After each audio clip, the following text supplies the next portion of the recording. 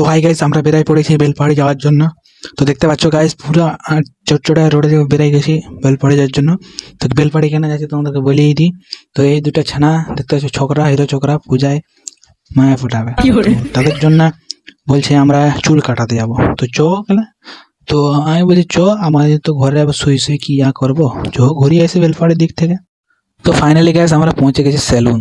তো গোটা বেলপাহাড়িতে দেখি সেলুন গেলা যা ভিড়, যেমন কি না কি দিচ্ছে ফ্রিতে, যেমন চুল কাটা হচ্ছে এরকম ব্যাপার।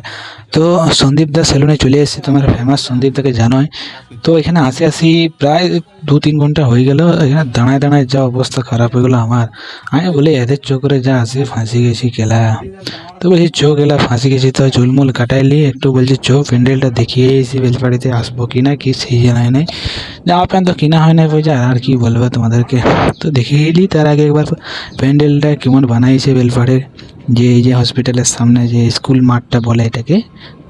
তো চলে এসেছি গাইস, পৌঁছে গেছে, একটু ভিতরটাও দেখেলি, প্রতিমার আর দুর্গা ঠাকুরকে একটু দেখেলি।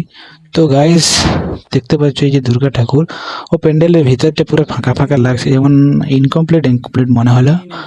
তো এখনো মনে হয় কমপ্লিট হয়নি, এখনো হবে। তো গাইস দেখা দেখি করি চলে আসলাম। খিদায় তো অবস্থা খারাপ হয়ে আছে গায়ে, আর কিছু বলার ইচ্ছা হচ্ছে না। তো আজকের এইখানেই ভিডিওটা শেষ করছি গাইস, ঠিক আছে।